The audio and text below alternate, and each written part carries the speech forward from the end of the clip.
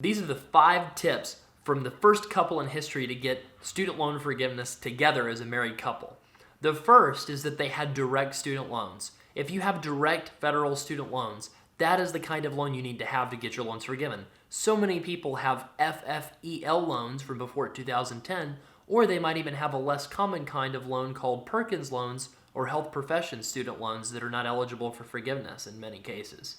So by having that direct student loan, they were able to get their loan forgiven under the various tax-free loan forgiveness programs. The second tip is that they got onto a correct repayment plan. You can only get your loans forgiven under an income-based or income-driven repayment plan, such as pay-as-you-earn, revised pay-as-you-earn, or income-based repayment.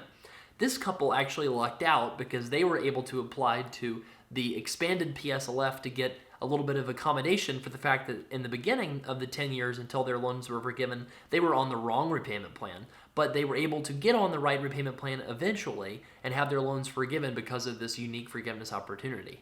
The third tip is to send in your employer certification forms. If you are not sending in your employer certification forms and you want to get your loans forgiven under a program like Public Service Loan Forgiveness, then you're just basically probably not going to get it, at least get it in time.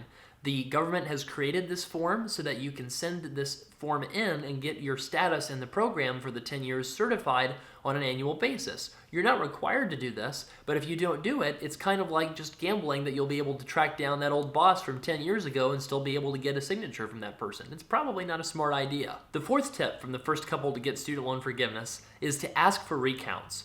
Your payment recount is probably not accurate, and so what you can do is ask your student loan servicer to review your case. Sometimes this takes up to a year. The good news is by reaching out to your congressperson's constituent services office or your senator's constituent services office, you can actually get that process expedited significantly depending on how much pull that your representative or senator has in Congress.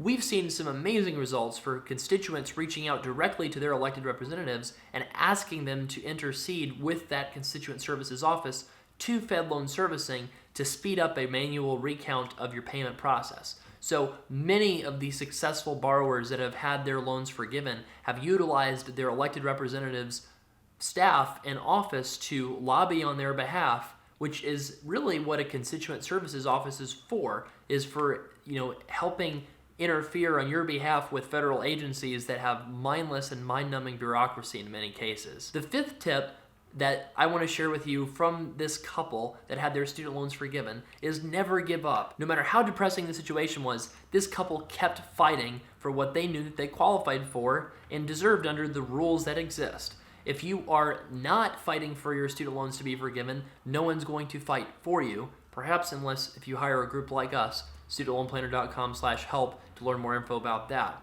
But in all seriousness, do not give up about student loan forgiveness. You need to fight by making sure that you're advocating for yourself so that you could potentially have your student loans wiped away. So to recap those 5 quick steps: have direct loans, get in the correct repayment plan, send in the employer certification form, ask for recounts when you know that your payment count is not accurate, and don't give up.